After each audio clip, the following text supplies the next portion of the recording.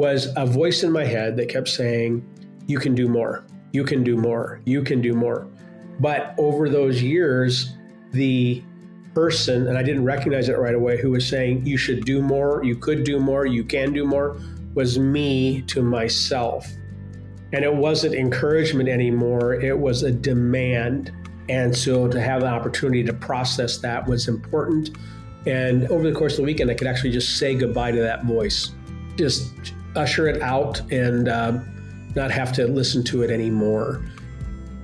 Welcome to the Crucible Project podcast. The Crucible Project is a nonprofit organization committed to creating a world of men and women who live with integrity, grace, and courage, helping them to fulfill their God-given purpose. This podcast will discuss important and sometimes difficult topics while delivering practical life applications with men and women who are currently practicing this work. We are igniting Christ-like change in men and women through experiences of radical honesty and grace.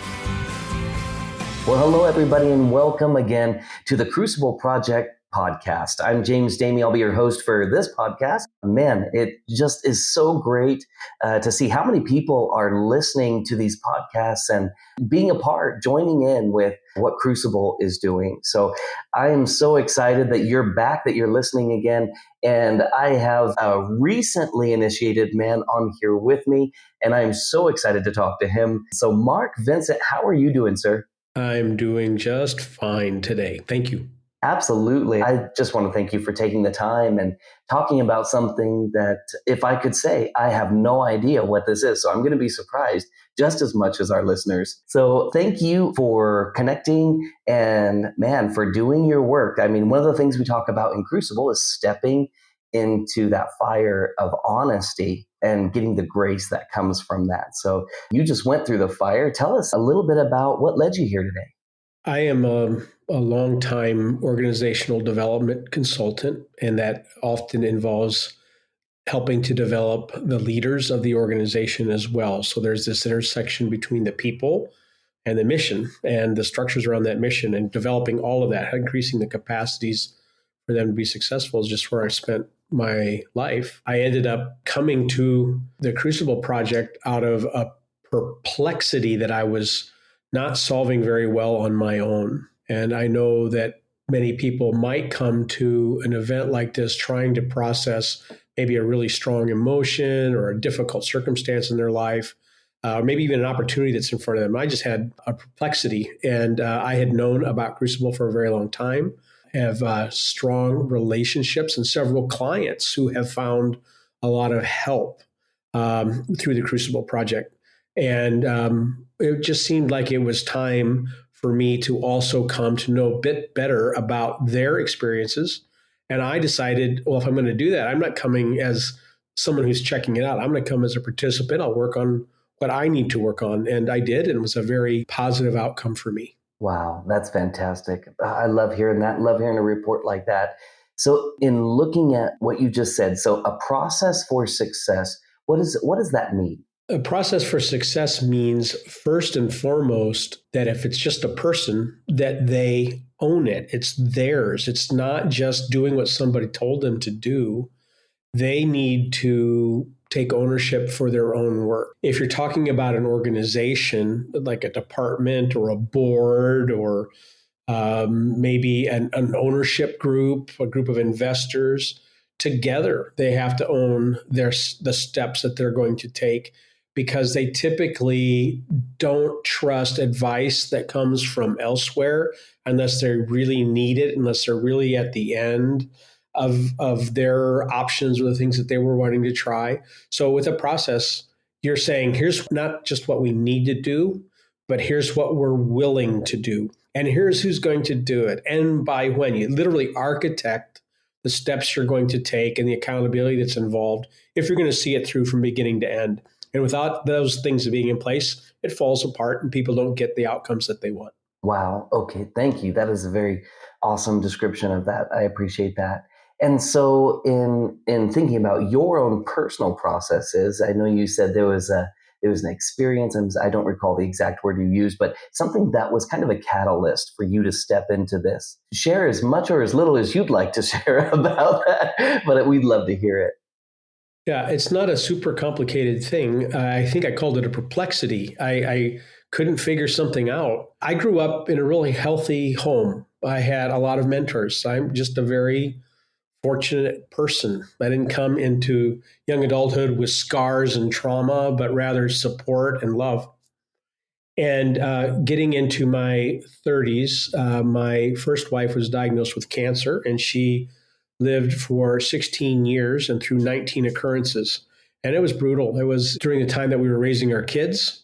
And we sometimes talked about this as death by 1,000 bites. It was a long time. And it became really the book of our life rather than just a chapter in our life. We actually ended up writing a book at the request of a lot of the medical professionals in 2012. It was after she'd had, I think it was 12 cancer occurrences by then, and she would have 7 more before she passed away. And there was just a way that she approached this long suffering that was remarkable and caught people's attention. And so we wrote a little book called Fighting Disease, Not Death back then, with even more years in that journey to go. And the real goal for us was to avoid medical bankruptcy, get our kids raised, somehow muddle through it, grit our way through it. And we did. And Lori was able to die at home, surrounded by people who loved her. We had a very tender and meaningful celebration of life. I know when she passed, all of that took place. And then I had to live through the aftermath of that. Ended up with PTSD, didn't know what that was, didn't know how that would manifest itself. But what kept happening is I might have a tense conversation with a colleague or a family member, and I would end up unable to function for 24 hours. My body would not respond commensurate or like equal to what the situation was. Just a tense conversation or a point of disagreement. But I was responding like a whole new episode of 6 months of chemotherapy and half a lung being removed. And what am I going to do? And the whole world's falling apart. I got to avoid bankruptcy. And so my head and my body weren't connected in the way they needed to be. And I spent some time really working through that and finding some ways to approach things in a more healthy way. But what began to continued happening, was a voice in my head that kept saying, you can do more. You can do more. You can do more. When I was a boy, all those mentors, all those wonderfully supporting people, hey, Mark, we're proud of you. You did a great job with this. We see a lot of potential in you. You can do more. And it was like an encouragement. But over those years, the person, and I didn't recognize it right away, who was saying, you should do more, you could do more, you can do more, was me to myself. And it wasn't encouragement anymore. It was a demand. And I couldn't figure my way out of that. And so what brought me through in the Crucible experience was just saying, okay, this is one that's perplexing me. I intellectually know what's going on, but I can't find my way through it. And so to have the opportunity to process that was important. And over the course of the weekend, I could actually just say goodbye to that voice, just usher it out and not have to listen to it anymore. And that has really stuck. It was very, very helpful, very timely for me. Wow, that's amazing. So those messages, those positive messages turned into something negative through this, if it's okay if I call it a trauma. That was a long-term trauma. Yeah. Absolutely. So through Crucible, in some way, you were able to not only control those voices, but turn them to your benefit. Well, recognizing where they came from was huge. That, just to know where that voice came from, that no one, anybody else around me who would have once said, you can do more, Mark, that kind of thing, they now would be saying, you don't have to carry this anymore. And I wasn't hearing that. I was just hearing, do more. There's more you should have done, more you could have done. I needed to know that it was just me saying it to myself. It was a recording that I could shut the recorder off. So, Mark, I appreciate your story. I appreciate the idea that gives us, even in understanding the messages and voices that we each hear. I know I have messages and voices that I hear, but how did Crucible help you put those thoughts in an organized pattern? I think I came ready to ask the question, how do I get past that? So there had been some of that, I won't call it pre-work, but realization that this wasn't something I could do by myself. And so then to be in a place and a time where I could name it and talk about it and be patiently worked with in a supportive environment and asked, what am I going to do about that? Was really what helped me, because I had not had a place previously where I could take that conversation, have anybody ask me, what do you want to do about it? Because all of the other conversations would have been, help me understand this, or tell me more of your story. And so then I'm back reliving it instead of moving forward to where I could live life in a more healthy way. Wow. Oh, that's great. And so coming from that weekend, coming home, stepping back into your process consulting and kind of what you do there for other people, how did that benefit in that realm? That's a really good question. What I noticed right away is that I was not hearing the voice with the intensity that I had been hearing it before. And when that, how responsible am I from here? What's on me to do here? I could kind of like turn around and kick it in the behind and not need to listen to it, not need to engage it, just to know it was there and say, bah, I don't have to pay attention to that, and let that not be a criteria anymore. So it was no longer like holding me hostage that I needed to look for something that I should do, but rather to be able to say, I'm here, I'm present, I'm with people that love me and support me. I'm here getting to do good work. What might we do now? But not taking it on myself with that kind of unsolvable burden, because you can always do something more. Always. But do you have to, right? And is that the only criteria for success?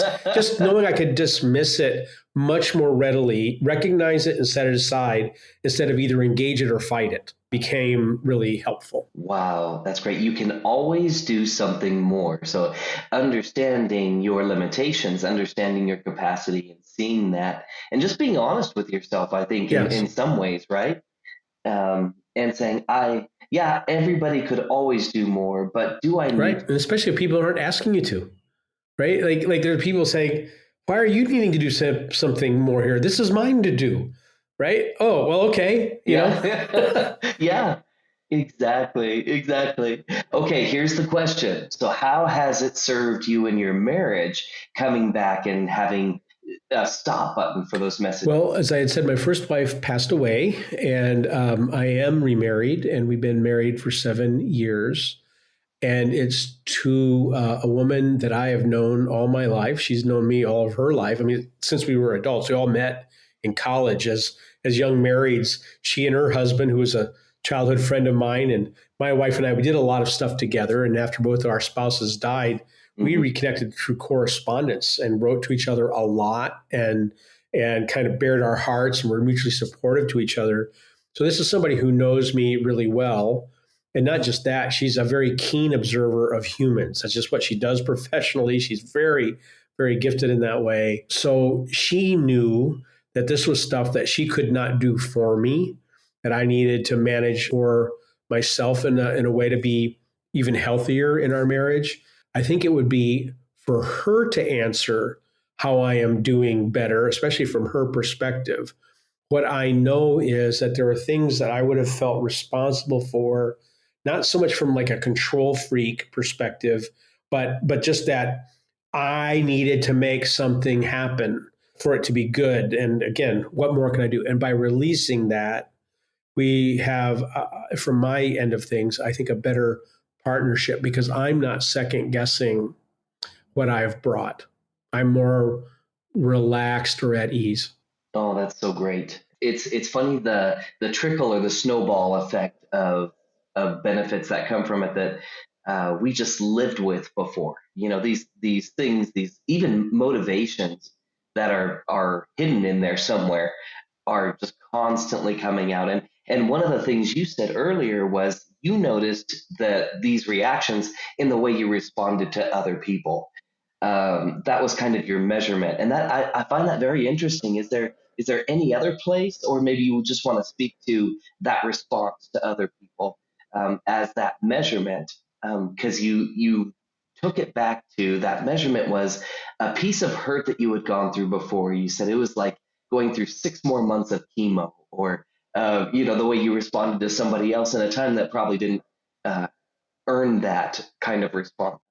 Could you tell us a little bit more about that? I'd like to believe that I managed myself really well in those moments where things would get tense, that I was able, without faking anything, to remain professional and to recognize that what was happening inside me did not match what was going on externally.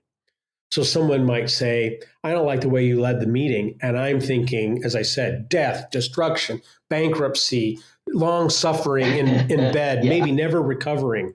And that's where my body would go. But my head would be like, we're dealing with this meeting, what would make it better? And I'm handling that. And then I'm collapsing afterwards. So what made that hard was that I would like disappear on people. I didn't miss meetings or whatever else, but I would not be able to function. I would be absolutely prostrate with exhaustion. So being able to see it coming and knowing what was different and knowing that, first of all, I didn't need to perform.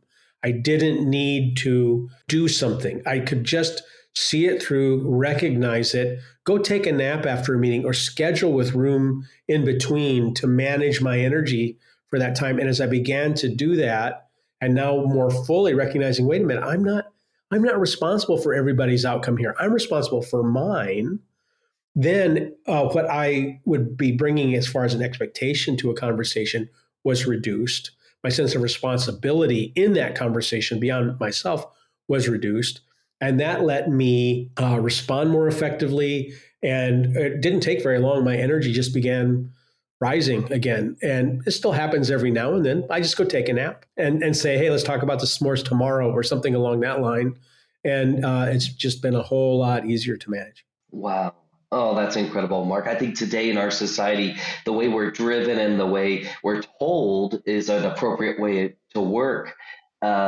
We try and stifle our humanity in the matter of speaking. We're not able to look honestly at ourselves and say, man, I need a break, or I just need a breather. I need to take a walk for even 5 minutes. The realization of that, I think, is healthy. I think somebody needed to hear that just now, what you said. And I know I'm one of them. But what other impacts did you find as gifts for you from your weekend?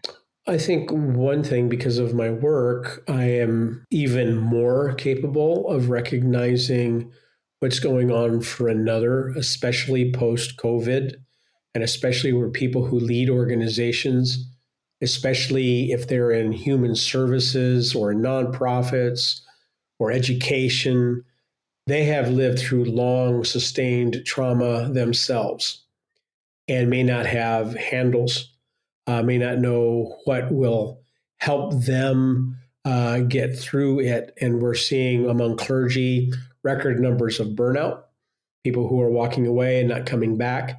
Talked with a number of pastors now who would say the count of the number of friends that they lost, people that they walked with for years, married, buried, baptized, counseled, cried with, rejoiced with. They've just lost so many of those relationships. They count in the hundreds. Like their whole community is decimated. That they live with that sustained stress in their body, and they feel like there's an emergency or a crisis at all times. How to deal with that? How to move past that? I'm recognizing that more quickly in others and able to name it and ask how they're doing, and sometimes even point them to resources. In a way of speaking, that is like our society pushes us to just medicate it, get it to go away first. Deny that it's even there. Exactly. The true answer, the real answer is take a look at it and be able to face it, especially in a group of men or women that are there to support you in a safe place to do that. Oh, I appreciate that. That's great, Mark. How did 2020 and since then, how did that affect the organization that you started? That's a fun question to respond to, because Design Group International was initiated in the year 2000 as a virtual organization. So in many ways, we would laugh during 2020 and 2021, hey, the world's catching up to us now. as people had to work from home or get virtual or somehow find other ways of working. We had created a business model that made us competitive on a price point because we didn't have a lot of bricks and mortar to cover the costs for. We were able to scale up or scale down to the size of a project because we had a lot of folks who were prepared to contract based on their expertise as opposed to being employed at all times. We had to go sell work. It really was a hiccup for us and then full on as organizations were trying to figure things out because Design Group International is doing organizational development. So whether an organization has to scale up or has to figure out how to get back to a right size, whatever it takes for them to be able to be in business next year, also, that's the space that we're thinking and walking alongside the owners or the executive director or the board while they're trying to figure out unprecedented territory. It just drove actually a new round of growth for us because many organizations found not only that what was normal for them had disappeared, there was no new normal. And there still isn't a new normal. The normal is things are crazy. It's like, how do we figure out how to keep proceeding in crazy instead of thinking that what always was will always be? And that just became a new round of work for us, a new surge of growth for the company. I love that. There's the new normal is the same old crazy. That's kind of, if I could put it together with what I heard you say, the new normal is just the same old crazy. Oh, that's good. Tell us a little bit about the books. You said you wrote a book with your late wife about that trauma that you both went through and how you handled it. You've written some other books also? Yeah, the most recent one grows out of the process consulting field. We actually finished the production of it during COVID. It's called Listening, Helping, Learning. And the subtitle is The Core Competencies of Process Consulting. So what the Society for Process Consulting did, it's kind of a body that watches over the field and issues a professional credential. They had established through their standards and ethics committee the core competencies. This is how we recognize it's happening and happening well. So someone who employs a consultant can say, I see you're doing what you should be doing. Or a group of process consultants can kind of watch each other and kind of prod each other to be their best. These competencies are really rooted in listening and having a very robust understanding of what listening is, which then means with your client, you're co-creating what help looks like. You're not coming as an expert saying, let me sell you my time and my expertise. You're co-creating the solution with the client. And as you do that work together and you solve a problem together or find a way forward, you actually learn together. And out of that learning, you want to pass that along. You want it to leak broadly in the organization so they don't have to face that same thing all over again. That book really is a standard bearer for the profession. And what was really fun was that we have a couple of case studies written sort of in that Harvard Business School style where you bring several stories together and kind of scrunch them up and create a story that really could have happened because every element in the story actually has happened, but you can't tell who that really is because it's not just one entity. Anyway, we have about 24 of those, like 2 for each of those core competencies. And they range from how do you figure out how to keep your business going, a construction business in the middle of a civil war, to how do you hand off a luxury castle rental business from the 3rd to the 4th generation of the family that runs it, to every one of these scenarios, every industry involved is different. And so it became a way of gathering the expertise from around the world, literally, men and women, all kinds of industries who've been doing this kind of work for some time. So that was a lot of fun to put together. Yeah, that sounds exciting. And for everybody else and me that are going to go on Google or Amazon to find that book, can you say the title one more time? Sure. It's called Listening, Helping, Learning, the Core Competencies of Process Consulting. Wonderful. Oh, thank you for sharing that. So as we finish up this podcast today, if there was somebody like you and like me that said, well, I haven't had trauma in my childhood, I haven't had all these struggles, and they're just not taking that step into jumping into a Crucible weekend, what would you have to tell them after your experience? Well, I will use a favorite way of talking about how we learn. There are 4 fields of knowledge. I didn't invent this. It has a lot of roots in it. E.F. Schumacher, who was an economist writing in the 1970s, had a lot to say about this. And it's actually a part of the original Johari window. And it's this idea that I can see and tell you what's going on inside of me, and I can tell you what I observe through my five senses. You can tell me what's going on inside of you. You can tell me how you observe the world with your five senses, including how you see me. I won't know those things unless you trust me enough to tell me. So there's all this stuff I don't know, can't see, and the only way I am going to learn is by opening up to hear. Hear what others are hearing, learn from their experience, learn how others are perceiving me, if they're willing to trust me and give me feedback, because I'm actually open to hearing it. But I have to bring an openness to be able to keep learning throughout my life.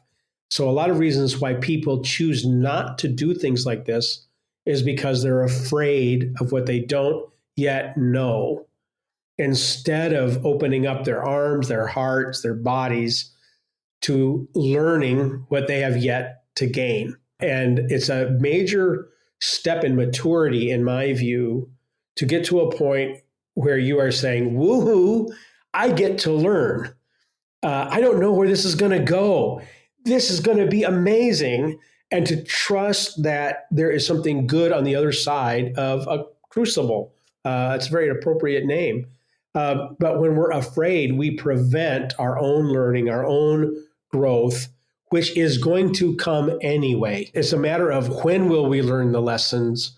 When will we gain the insights? Will it become with our permission or because we finally couldn't resist it any longer? That's so great. So don't let fear stop you from becoming the best you can be just today. It's an everyday work too. Absolutely. Yeah. Absolutely. This has been such a deep talk, and thank you so much for being on this podcast with me today. My pleasure. Awesome. So for all of you listening in, man, what an amazing time with Mark Vincent. And I hope that you come back in, tune again to our podcast coming up in the next couple of weeks. It is a blessing to be able to share these experiences and these life lessons with you. And as always, remember, the journey continues. For more information about our weekends, please go to thecrucibleproject.org. You can also follow us on Facebook, Instagram, and Twitter. Rate and review wherever you are listening, and subscribe on your preferred podcast platform. Also, don't forget to check out myjourney2.com for your free 2-week trial. That's myjourneyto.com. Thank you for listening.